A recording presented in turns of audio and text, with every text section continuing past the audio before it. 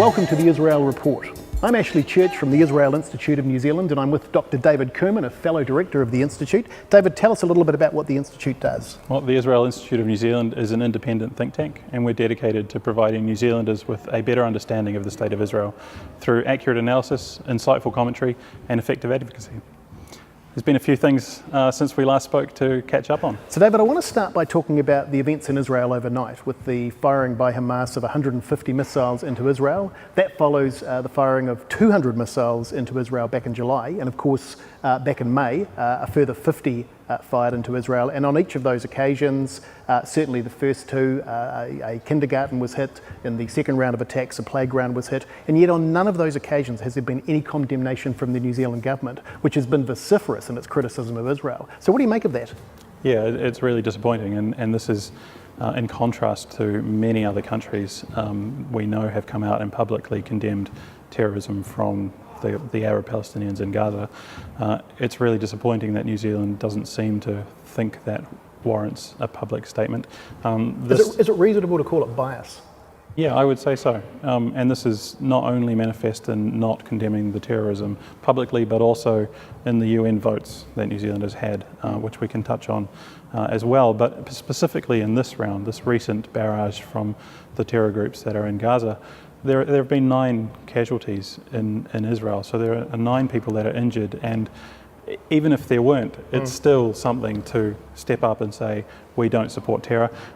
When Simon Bridges comes out and says that New Zealand was wrong to sponsor 2334, but we shouldn't allow Israel a free pass. My question to him and to the New Zealand government is, why are you giving terror a free pass? And it's interesting, and you mentioned before the UN bias, and so if we look at 2017, there were 21 resolutions against Israel that year, just 6 against every other regime on the entire planet. And of those 21 resolutions, New Zealand voted in favour of 17 of them and abstained on 4. So again, this ongoing suggestion of bias on the part of the New Zealand government. Yeah, and in contrast to our traditional allies, the United States, Canada, Australia, liberal democracies, we know that the United Nations is made up of 193 nations, and not all of them, very few of them actually, are liberal democracies. No, and so a lot of them not run by good people. Not at all, Right. and we should expect our country that is run by good people to be showing that and to be not joining the mob, as we've said and as we've called out.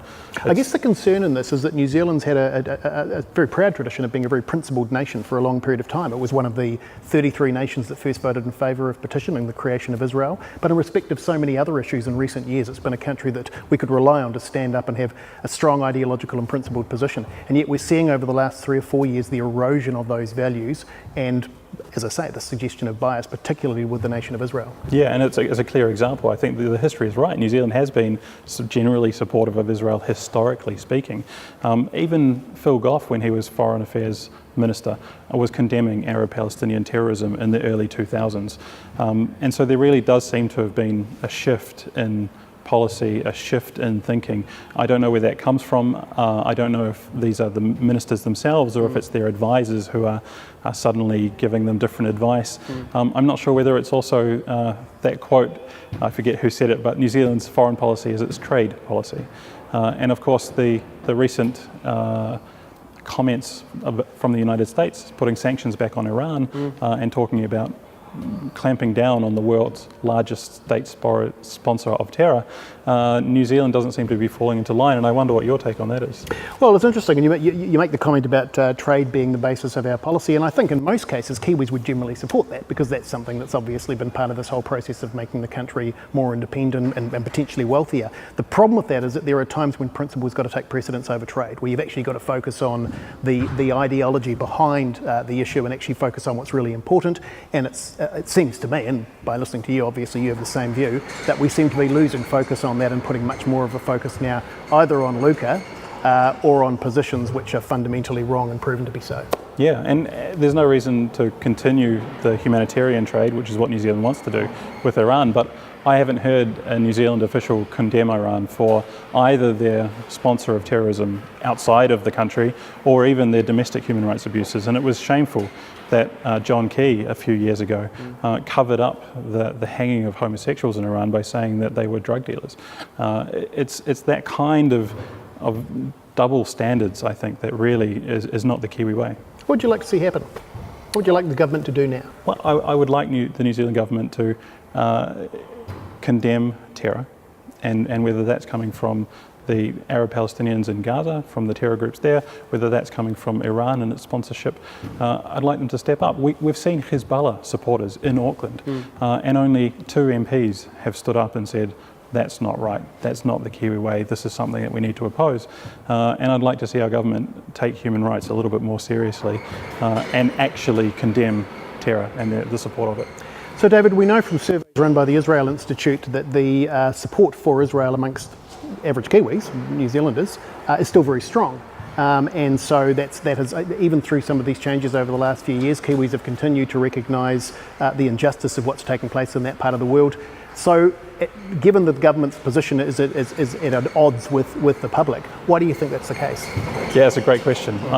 I'm not entirely sure. I think that poll was pleasantly surprising, at least to me, to know that the majority of New Zealand was supportive of Israel and only a very tiny percentage, 13, was against the state of Israel. So why do the politicians not reflect that? Why does the media not reflect that? That's a question for them and their advisors. So I think MFAT has a big role to play in this because ministers change, but these ideas seem to have been gaining ground over the years. And so if this continues, if we have this continual bias in foreign policy that we've been seeing over the last 4 or 5 years by both governments, by both Labor and the previous national government, what do you think the implications of that are in the medium and long term?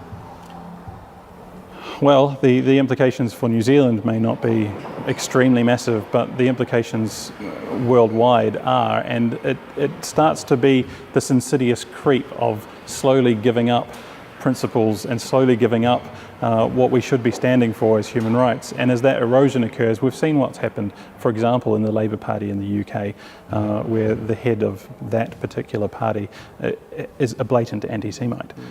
And that makes New Zealand not a safe space for Jews, which won't hurt the country necessarily immediately, but the Jews will not be the last people to suffer. So. And David, speaking of New Zealand and its relationship with Israel, just in the last week or so we've seen the poffery and the apology to Israel by the Māori community. What's your take on that? It was a beautiful event. It was really special and in some ways humbling, because it wasn't a Māori decision to co-sponsor 2334, and yet there was such a feeling of shame that New Zealand had done that Pat Rooker and others decided to apologise. The Harawira family? Some of the Harawira family? Some of the Harawira family.